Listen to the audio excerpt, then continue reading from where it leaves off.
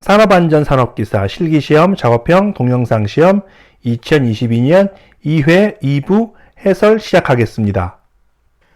네, 다음 문제는 재해 발생 형태와 그 기인물을 쓰는 문제입니다.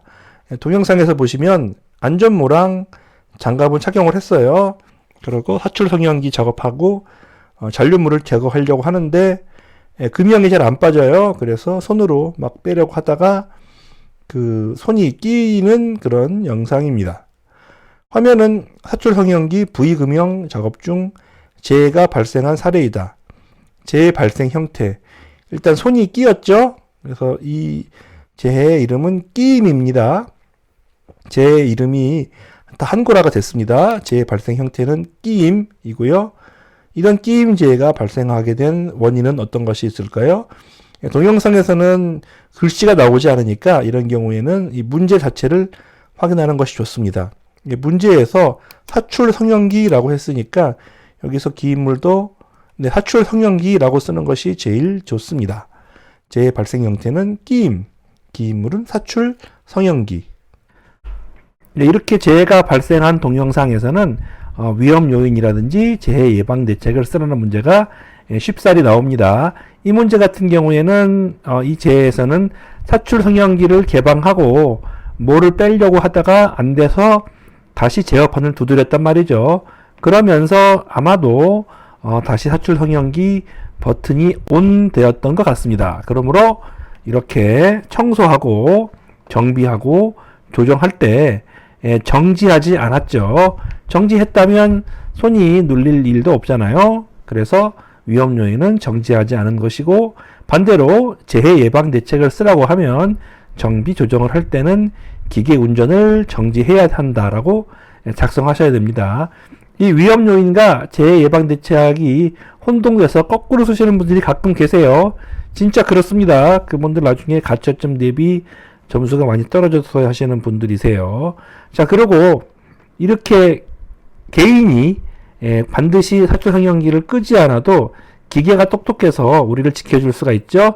그것이 뭡니까? 이름이 방호장치예요. 사람이 실수하는 것이 풀이잖아요. 사람은 바보가 아니지만 실수할 수 있습니다. 그것을 막아주는 것이 풀프루프. 그러한 기능을 해주는 것이 방호장치예요. 그런데 이 사출성형기에는 현재 손이 끼임재해가 발생하도록 방호장치가 설치하고 작동되지 않았죠. 그것이 바로 위험 요인이고요. 그러면 제대로 방호장치를 설치하고 작동을 했다면 이런 재해는 발생하지 않습니다. 자, 방호장치를 설치하고 작동한다는 것이 재해 예방 대책인데, 이 문제가 확장을 해서 이러한 사출성형기에서 적용 가능한 방호장치의 명칭을 쓰시오라는 문제가 또 출제가 되고 있습니다. 규칙에는 명확하게 두 가지가 나와요. 첫 번째는 게이트 가드입니다. 게이트 가드식 방호장치. 그러니까 사출성형기 안으로 손을 넣으려고 하면 게이트, 입구죠. 입구에 가드. 가드가 이제 그 문지기란 뜻이잖아요. 입구에 문지기가 있어서 손이 못 들어가게 합니다. 작동 중에는 손이 들어갈 수가 없어요. 그것이 바로 게이트 가드식. 그러니까 사출성형기가 움직이는 때는 손이 안 들어가는 방식이 게이트 가드식 방호장치고요. 또 어떤 장치가 있습니까? 이 손이 들어가려면 손이 묶여 있으면 안 들어가잖아요. 손을 묶고 일하는 것이 아니고 사출성형기를 버튼이 두 개가 있어서 버튼 두 개가 양쪽에 있어서 양쪽을 동시에 눌러야지만 작동하게 되면 손이 들어갈 수가 없잖아요. 그렇게 양쪽의 버튼을 동시에 눌러야지만 움직이는 방호장치가 양수 조작식이라고 합니다. 양수 조작식 방호장치. 그 외에도 사출성형기 여러 가지 방호장치가 있을 수가 있습니다. 이 밑에 안전매트를 깐다든지 여러 가지 방식이 있을 수 있습니다만, 실제로 규칙에서는 애석하게도 두 가지만 나와요. 그래서 사출성형기에 적용 가능한 방호장치를 쓰시오라고 하면 반드시 게이트 가드식, 양수 조작식을 작성하셔야 합니다. 아시겠죠? 전체 기출문제 해설을 보시려면 채널 멤버십 가입 부탁드리겠습니다. 여기까지 해설을 마칩니다.